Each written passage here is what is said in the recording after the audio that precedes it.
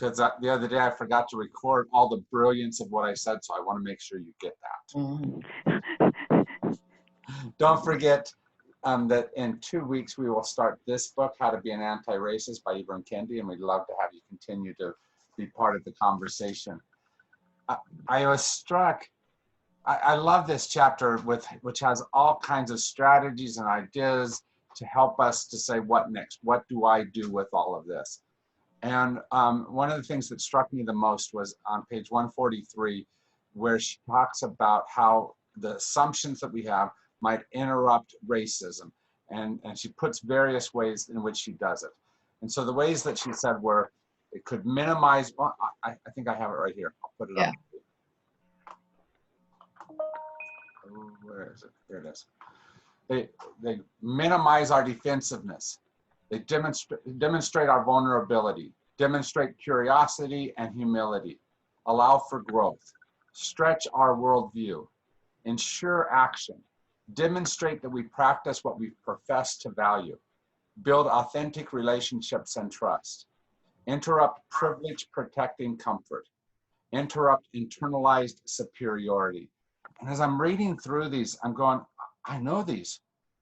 I've heard these before. Where have I heard it? And then I realized that a couple of years ago, a brilliant woman who I happen to call mom was teaching a 5 and a 6 and a 7-year-old Jim these types of things.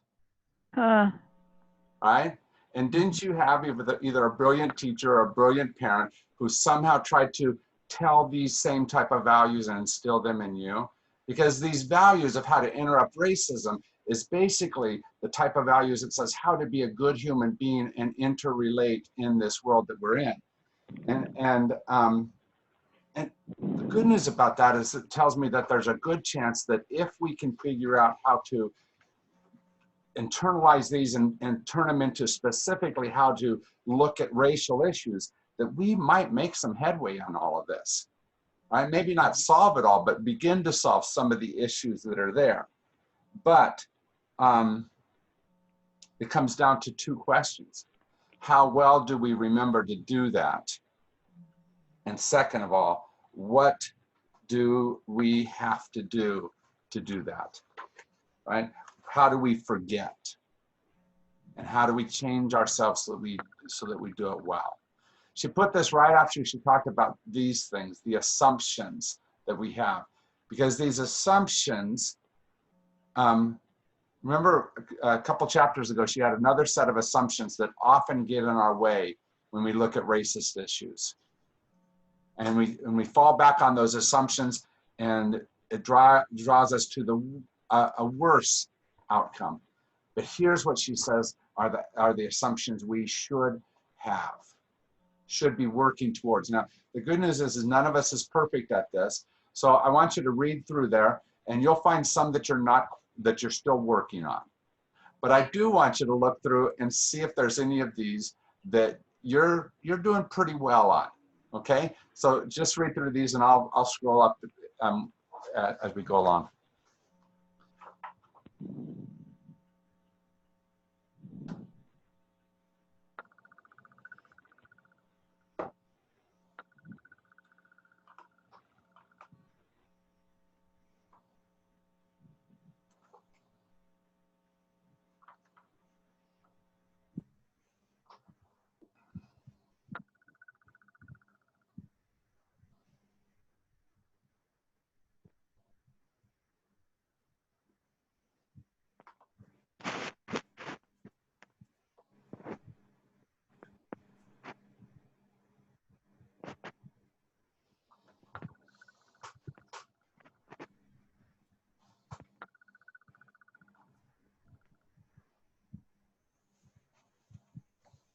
When you come back, yeah, don't get.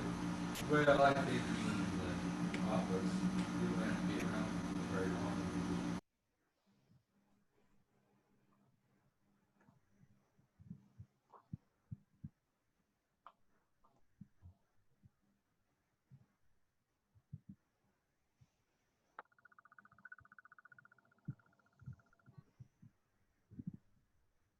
So Dixie, these are some of the assumptions that she's giving to us that we should be working towards having, that these things are possible for us.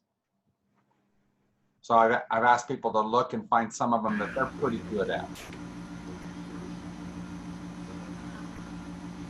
So are we supposed to be sharing?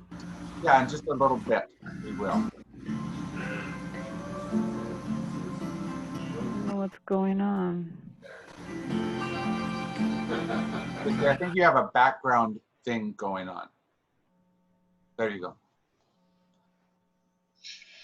So I'm going to just start the conversation. I've learned that this last one right here, I'm pretty good at. I recognize really well what the power of racism to hurt, and that it is more important than my feelings, ego, self-image, and that I need to be very aware of that. So that's one of the things that I do pretty well. How about you? Which of these are you pretty decent at?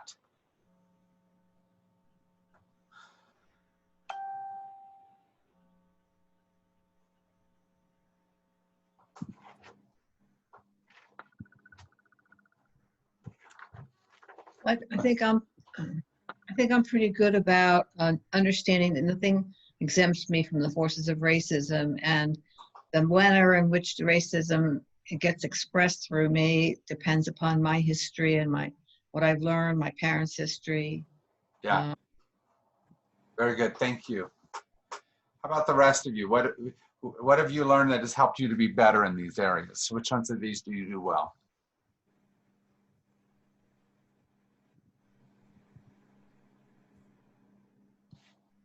And Judith, did I tell you that they're on page 142 and 143? Yeah, I have the book open. Thank you. All right. I thought you probably did, but I just realized I might not have said that.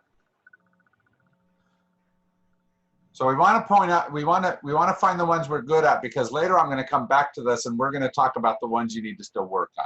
So don't worry about it. We'll get to that side of things. But congratulate yourself for the things that you do well, that you're already trying to inculcate in your way of being in this area.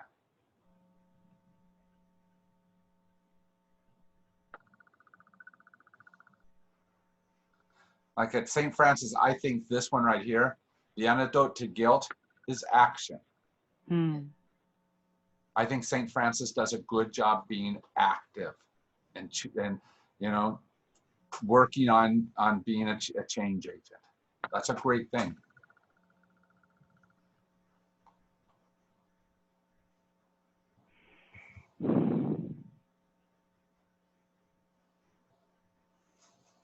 I'm thinking this. Below that, given my socialization,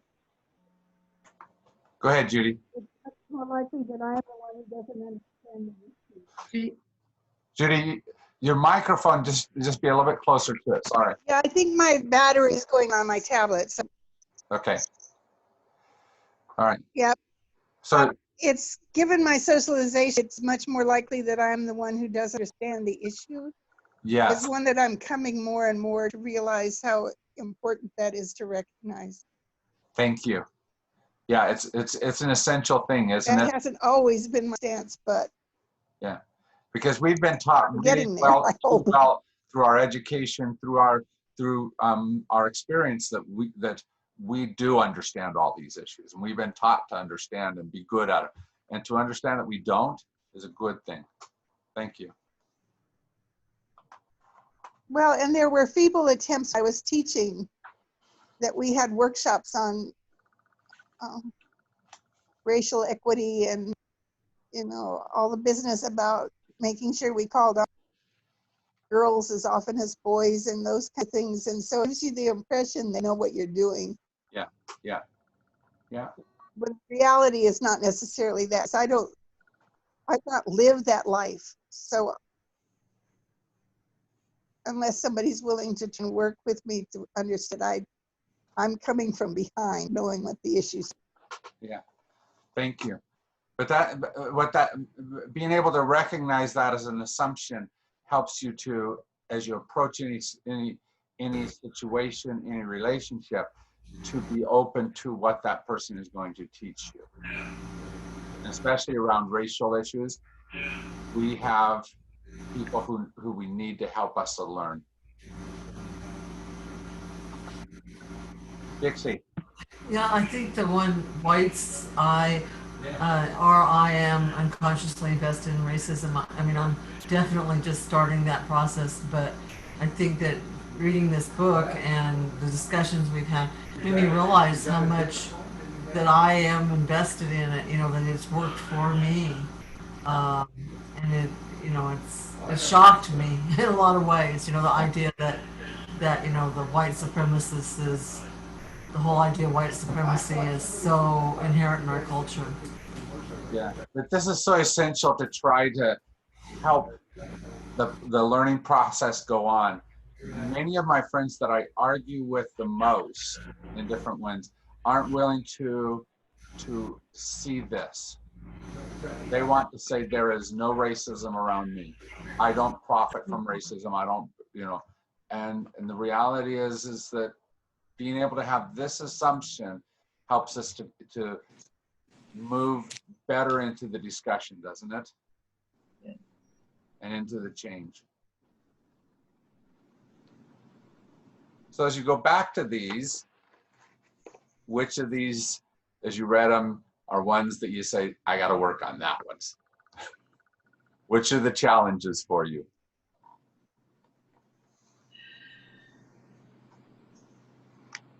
Well, I like the one, I must not confuse comfort with safety. As a white person, I'm safe in discussions of Yeah. race. Yeah. And the reality is, discussions of race with a Black person can really raise my anxiety. And Right. so I'm safe. I mean, I may be uncomfortable, but I am safe, and I need to remember that. Yeah, because it feels That unsafe. remembering that is the tough thing. Yeah. That's right. It feels unsafe in the moment to us because of that socialization that we talked about. And Yeah. the discomfort. That discomfort. But and it goes along with white comfort maintains the status quo, so discomfort is necessary and important. Yes, absolutely. And so I understand that. I just don't necessarily get it all the time. Yeah. I think it's not the understanding, it is the embracing of that that's the difficult part for me, right? Because none of us easily choose to embrace discomfort. Right. But we know it works in other areas. I mean, we've all had those things that we've done. Whether it was 10 years ago, I was training to run a marathon. There was a lot of discomfort in that process of preparing my body for that. But I knew where I was going, and so I was willing to go through that discomfort. That's the type of attitude we have to have. The discomfort is drawing me towards something that is helping me grow and become.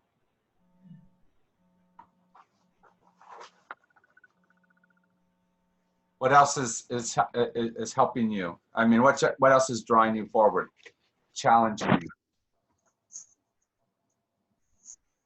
For me, also that discomfort is definitely challenging, and the one giving us white people feedback on our racism is risky for people of color, so we can consider the feedback a sign of trust. Yeah. Yeah. And developing those friends who can give us trust is essential in all of this. Yeah. But it may mean, like I said last week, it may mean, for example, at St. Francis, we have to step out of the castle walls of the foothills, because those protect us, don't they? Yeah. And all of those neighborhoods that we've built up, we have to figure out where to go, where we can have that space of safety for that person who we are trying to build a relationship of trust with. I think for me, the one at the top of the page, racism is complex, and I don't have to understand every nuance of the feedback to validate that feedback. Yeah. Because I don't know, I'm one of those people who sort of feels like I have to know all the answers before I divulge any of the questions that I might have. Yeah, absolutely. So, I think that's what makes it really difficult for me to even get involved in the conversation, I think. And I think, Meg, because I have that same problem. I've been well educated. I know a lot of stuff, right? And yet, what I think I know in racial issues may not be right because I'm seeing them from a privileged white male straight perspective that may and may not be telling a true story to me or a whole story to me. Right. And I need someone to broaden what it is that I see. Even if what I see is correct, I need better than just that.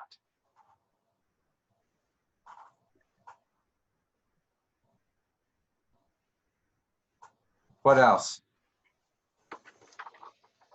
Which other ones are you working on still? Well, the blind spots and the unconscious investment in it. It's like, this has helped me to get to be aware of it, but I'm not there yet. Yeah. Because the hard part about blind spots is you don't know that you have them until you come up against them. Exactly. Right? And suddenly they hit you over the head, shall we say? Yes. And you have to figure out what to do with them. I think for me, the hard one is the antidote to guilt is action. Because I guess we're taking some action now and educating ourselves and reading the book, but it needs to go so far beyond that. And that's what. And the hard part, Laura, is it's been centuries in the making. So there's some really strong walls to take down within us as well as around us. And so there's a lot of action that has to happen. And it won't be simple, and it won't be fixed in our lifetime. So that's the good news. This may be our last class, and we may have solved all the issues of racism. Oh yeah. But they might crop up a bit in the days to come, right? And so we're going to have to continue to be very active in figuring out how do we not let this just slide to the side because it's easier. What else do we need to do? Especially as our country opens up again and we begin to have those spaces where we can come into connection with each other. Who do we come in connection with? Who do we step towards? How do we act in such a way that we are allowing ourselves and those around us to move in a better direction? I know this sounds like a cop-out, but I think it's really challenging. In the lives that we all live, we don't really have that much interaction with people of color. And even in Tucson, obviously the opportunity would seem to be greater with Hispanics.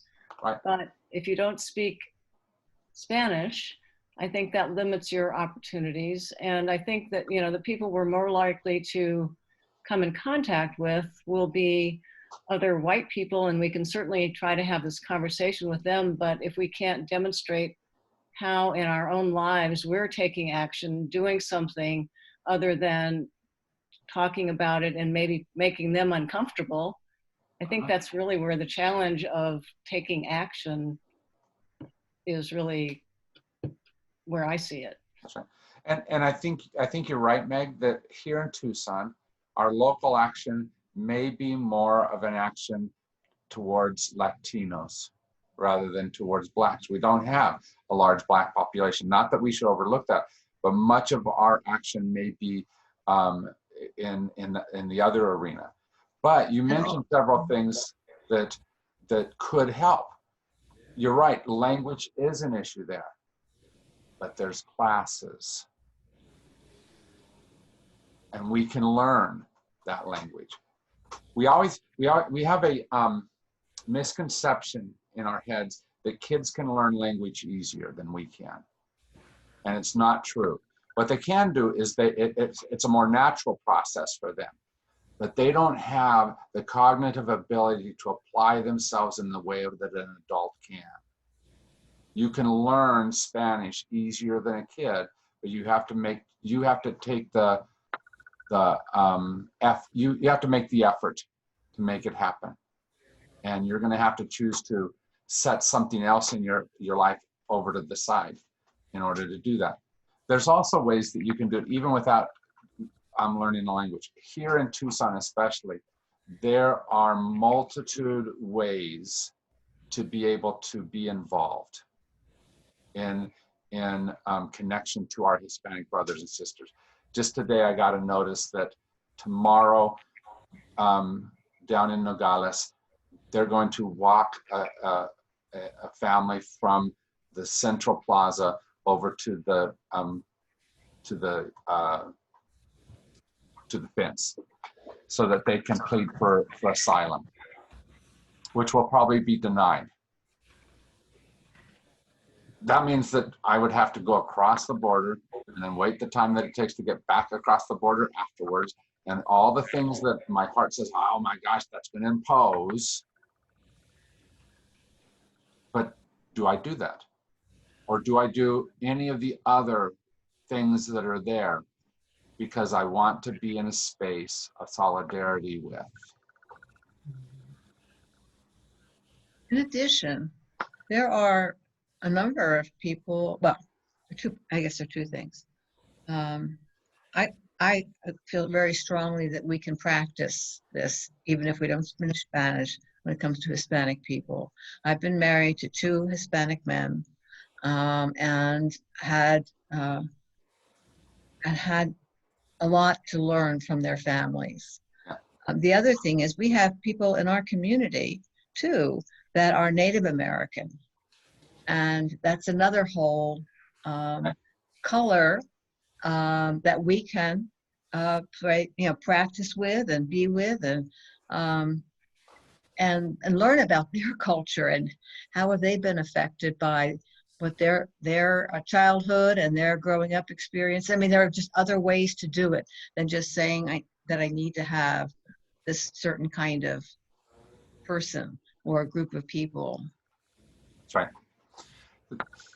Yeah, there's also Raíces Taller Gallery, and that's kind of a nice intersection of cultures because it's, it's more Latino, but at the same time it's supporting women artists, and they need volunteers from time to time, but people speak English, and they have Native American artists, Black artists, as well as Latino artists, and so it's a real opportunity because also they are, they're used to including white people too.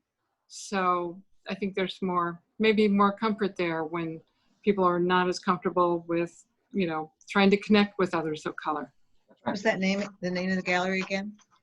Raíces Taller Gallery. Oh, yeah, I can know. Yeah, near 6th and 6th. It's a Yeah, cooperative nonprofit, 501c3 nonprofit. The good news is you don't have to solve all the racism even in your neighborhood, let alone in Tucson or in the United States or in the world. But you do, I think what this is calling out to me at least is we do need to step towards doing something. Being with someone, overcoming some of the divisions that are there, and some of the things within me that still need to be solved. And all of us can do that, can't we?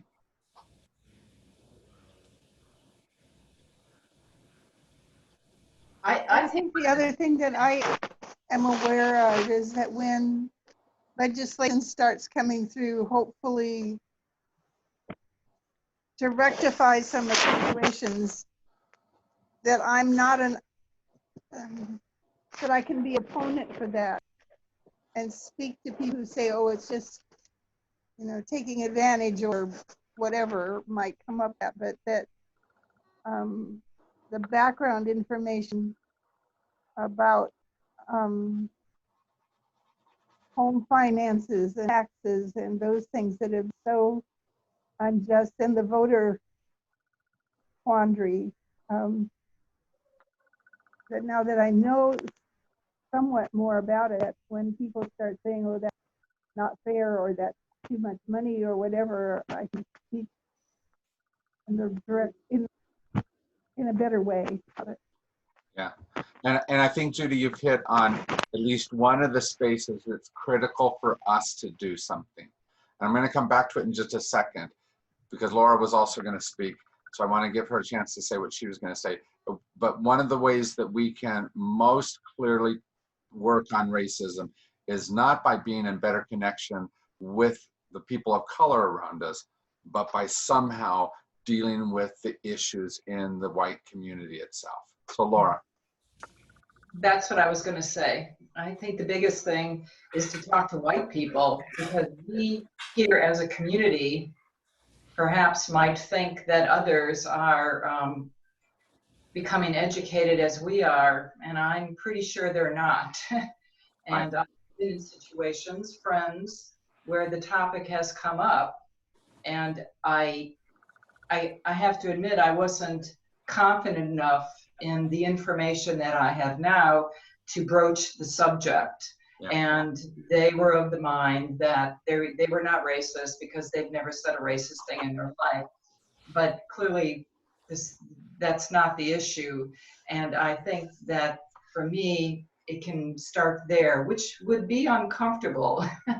But I think that's the biggest thing that certainly that I can do is talk to other people. Yeah, and at least part of the problem with being able to be in those conversations is that we've built up really strong ways corporately to avoid those conversations, to derail those conversations, to stop what could happen. And if we're not careful, we're going to get into a conversation, someone's going to do one of those things, and we're going to retreat. So I love how she talks about her own conversation. That vignette at the beginning, where she said, "Here's what I did wrong, and then here's the steps that I took to be able to get there." We're going to have to figure out how to do the hard thing in that moment, because we're going to do something wrong, or our friend over there is going to say it in the wrong way or try to get out of the conversation, and we're going to have to figure out how to be bold in staying in a hard space. She did give us some really good things to be able to help us. Let me show you one of them. I love these strategies that she gave to be able to help us. Let me make that a little bit larger. When you're working with someone and it gets to one of those spaces where it's difficult, I love that she gives these 5 little steps. And I think, again, these are things that we've probably learned before in one way or another. If you were in communication classes, I try to affirm a person's perspective before I share mine.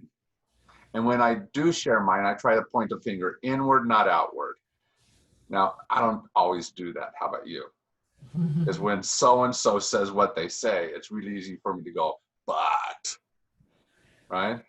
But the more I can remember this, the easier the more I'm going to help that other person move towards the conversation rather than away. I then share what I've come to understand with the emphasis on how this understanding relates to me.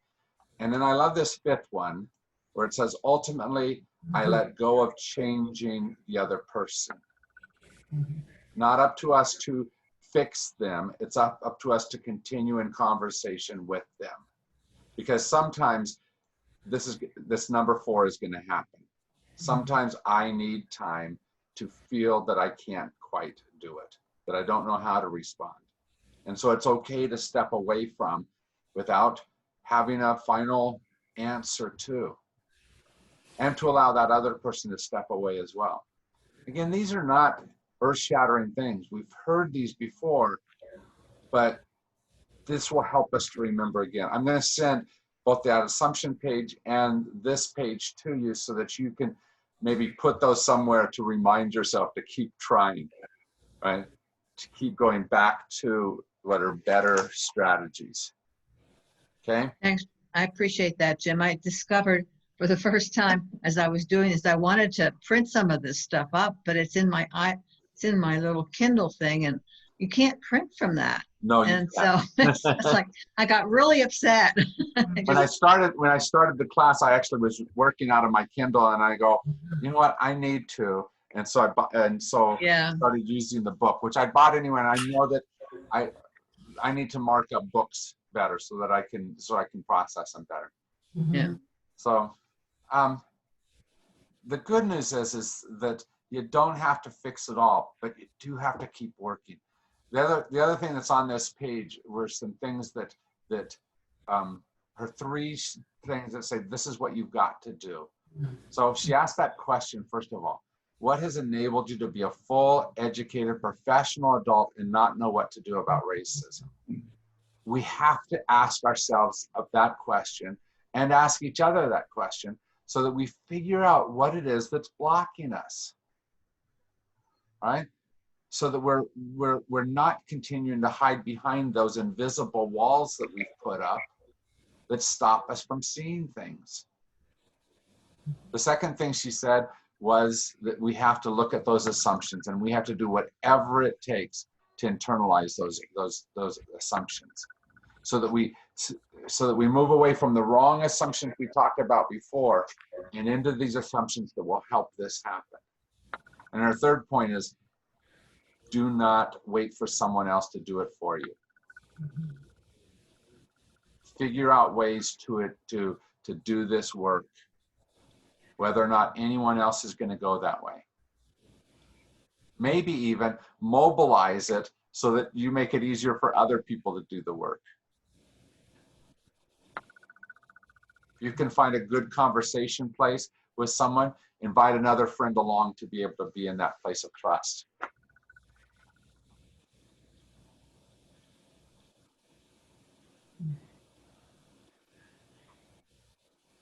It's not that we're going to solve it simply, but we will begin to change the trajectory. And in the last couple of years, we've seen that trajectory take an awful turn, haven't we? And racism has raised an ugly head, which is an opportunity for us to be able to honestly deal with it and begin to fix the issue rather than just hide from the issue. Dixie.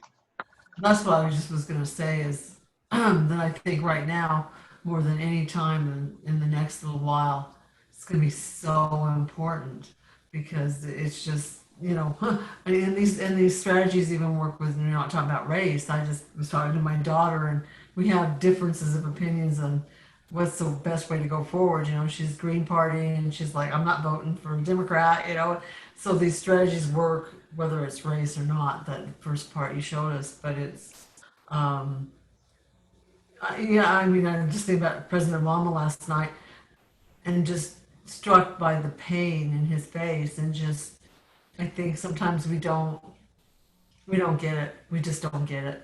When he was talking about all the things that people like, John Lewis and people of color go through, and then we're like, we're not going to go vote. We're not, he's talking to the youth and to white people in this country, as, saying, hey, and it just struck me. I think there's a couple of different ways that we use to mobilize each other. One of them is the way that has been used a lot in the last few years, and it is a mobilization of anger and hate and division. Who can I make into the enemy? All right. And it comes down to like things like the Green Party. I'm only going to vote for just what is the right answer, perfect right answer for me. Right? And we do that in a lot of different ways. But the other side of things is love. And how do we react in a way that draws me, even if it's not my perfect answer, that draws me towards that person and allows them to step towards me? Because if I solve it for just my right answer, guess what will perpetuate? racism in all these ways we've been talking about. Because I, as all my privileged status, will perpetuate that which allows me to receive, but at someone else's expense. But if I look and say, that person is important to me, if I look and see relationship and love from me to them, then suddenly I step away from that which is damaging because it helps me, and step towards what will help them as well.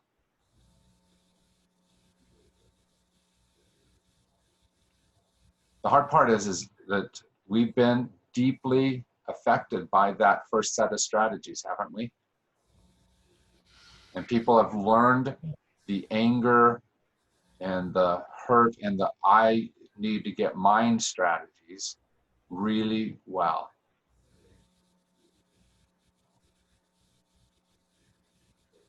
And some of them are your family members. And you're the one, because you love them, that might be the one to be able to be in their life to reverse some of that.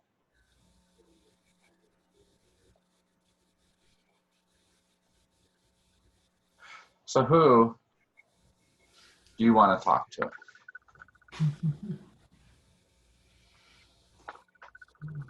Who are the people you see in front of you? I have two friends who are relatively close friends who I'm, apparently are Trump supporters, and one of them had said a couple weeks ago that something about Trump, doing all these unpredictable things because of Hillary Clinton and the deep state. I just was like, what? Like Hillary Clinton, wait a minute. Like she's not running for office. She's not doing anything. What is this? And the deep state, I'd heard that term, but not really knew what it meant. And since then I learned a little bit more, but I just had to kind of take some space and kind of step back and say, can I deal with this? It's like I'm going through enough stress in other aspects of my life. Can I, figure out a way to cope with this and be okay with being friends with her? And it just took some time. And I just needed a respite and from talking with her for a little while. And then now we're back to, communicating again. And sometimes she takes time and doesn't, call me for quite a number of days. And so, then I just realized that, just be her friend, and when I have the chance, just, mention, like my friend Douglas, my Black friend, or my Latina friend who's dealt with the Border Patrol stopping her because she has brown skin. And just here and there, kind of, let her know as I can about what I see of people of color who I really care about. And then I have to let go. Maybe she won't be able to get out of this kind of state of really loving Trump and whatever it means to her. But if she can hear another voice and, values our friendship, maybe it would give her pause for thought. At least part of what the deep state narrative says is that there's these stories about what's against you, right? And it's a space of fear. And sometimes the best way to argue against that is not to say, oh no, that's not true. It's to say, I'm not deep state. I'm walking with you. Whatever that thing is that's over there, I'm beside you. I'm not that. Yeah. Even if you are the left compared to her right? Even if you are politically wrong, you can also say, but that's not me. Whatever those fearful things are, we're different than that. Mm. Thank you. How about the rest of you? Who are you thinking about?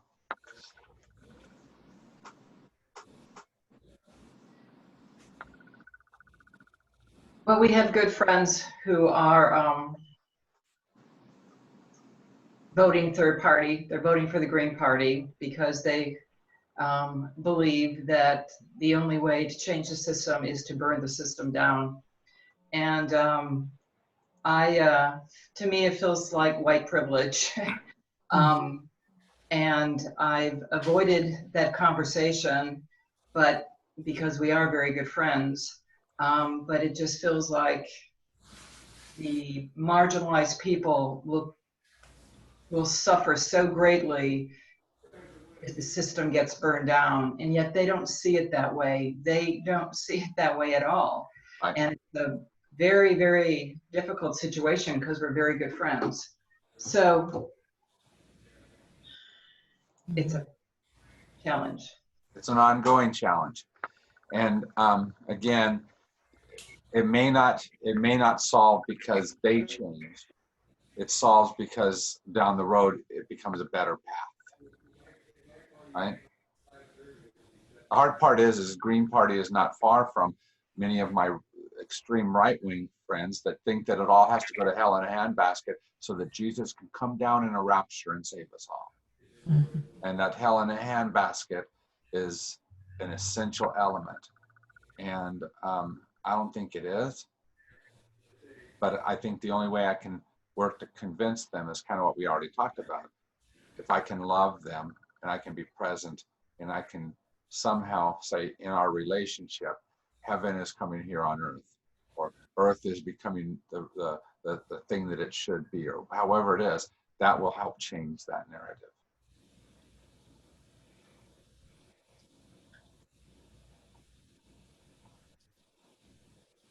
Well, I About think. the rest of you. Oh. Go ahead. Go ahead, Dixie. Oh, I just was going to say, I think that it's important to remember that if we think those of us who, or whatever, are voting for the Democrat or whatever, if we think we feel on the outside, then just think how far those people out there with the Green Party feel. Absolutely. Absolutely. So just hit me how my daughter feels, Yeah. That's Yeah, all. like our friends. Right. And the more we can put ourselves into that type of an understanding of that other person, whether or not we agree with them, if we can see how it is that they're feeling, and we have that empathy for where they're at, that'll help us to deal with them better than what we would have.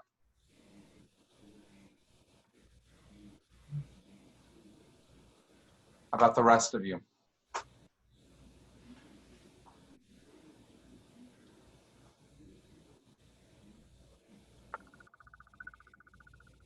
I have a brother who has been a Trump supporter for a long time. I think I've talked about him in the group.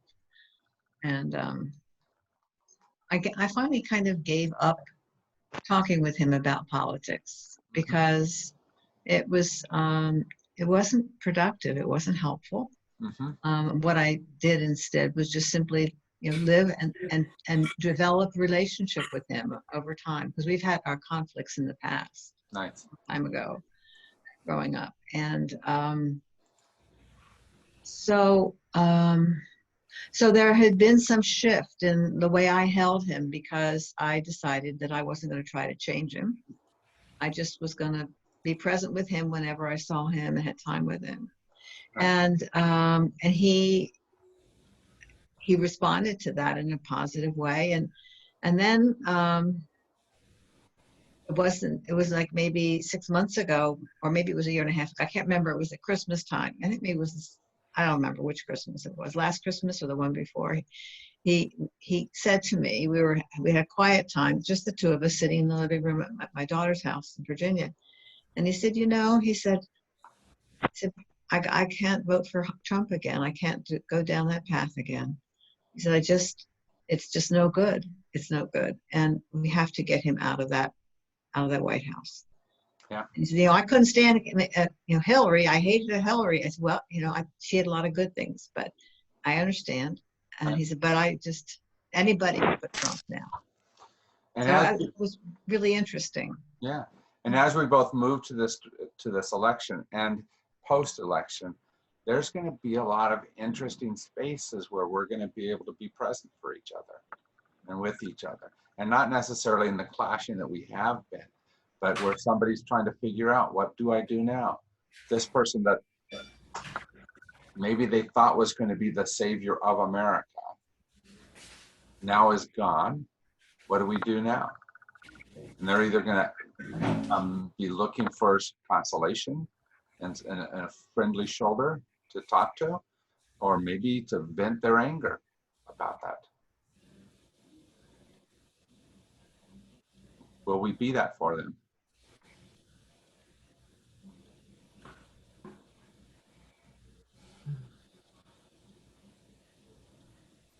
And here's the good news, I think, as I look at some of my intransigent friends, it's not because they don't, I don't think they mean, most of them, to be racist. They've just been taught racial patterns in America to protect their privilege. And what we have to do is help each other to learn other patterns that will not protect privilege for some at the expense of others. And so I think they're willing to move there. They just don't, they've learned all the wrong ways to do that. They can perpetuate rather than heal that. But this is the moment that could change that, couldn't it? The types of conversations we're having could make all the difference. Not if we just have them here, though. Yeah. Right? Because here's the really good news. You guys don't need to be healed quite as much as some other people.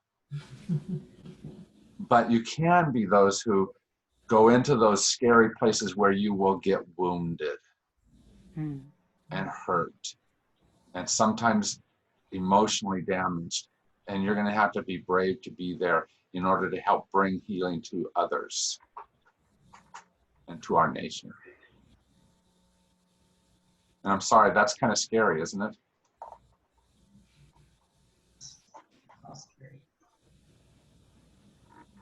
What will help is if you remember, like Elizabeth just said, here's the brother that I want to love. As long as we keep remembering that this is someone I want to choose love with, that this is a person I want to have a relationship with, that this is a person that's important to me for whatever reasons we give ourselves, that will help.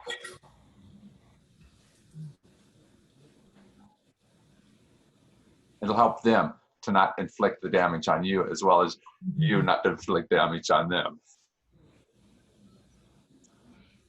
And one of the things that I'm involved in here is the Soul Box Project, and people are making boxes for people who've been killed by gun violence. But one of the people who's been making them, or several people I think, are starting to use quotes from different people. And one I came across today that I think is relevant to what we've been talking about is from Albert Einstein.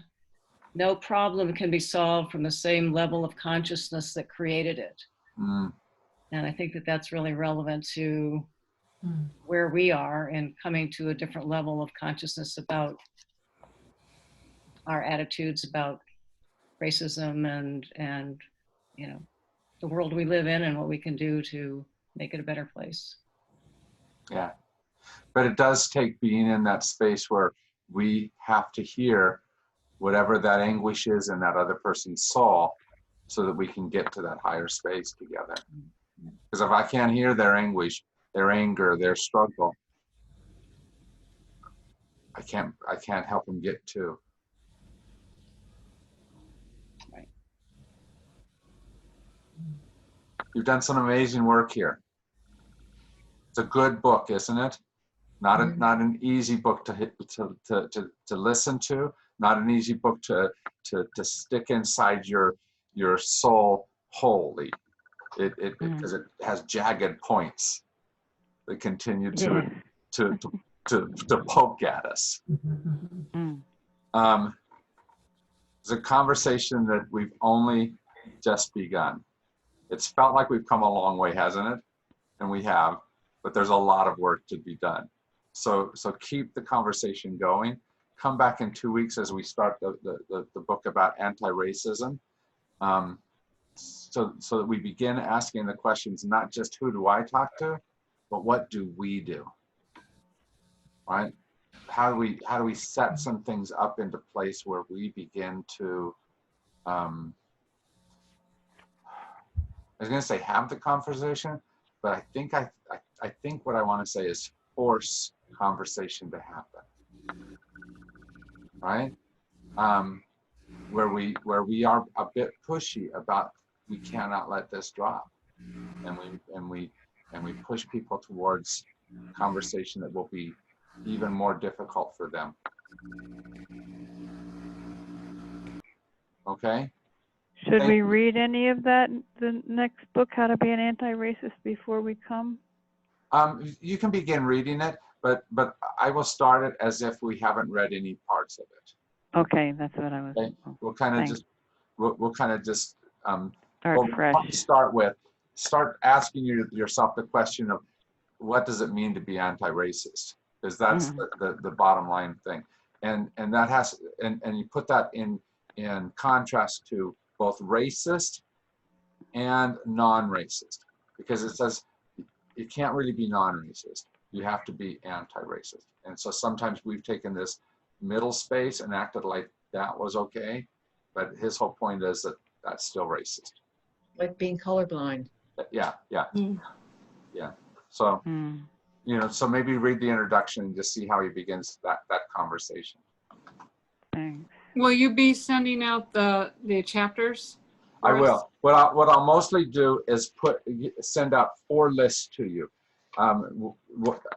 3, most of them I've shown you: the assumptions list, the information page about how to talk to each other, and then 1 page about, excuse me, not the information page, but the page about the strategies of how to talk to each other. But then there is a page about where all can you get information about this. And she had a really good list of try this, try this, try this, try this, try this. And so I'll send that out to you. Great, thank you. I was actually wondering about the anti-racist book. Are you going to be sending chapters like you did with this one? I will. Okay, great. Absolutely. Thank you. All right. Thank you so much for your time and for all that you've done heart-wise as well. Appreciate you.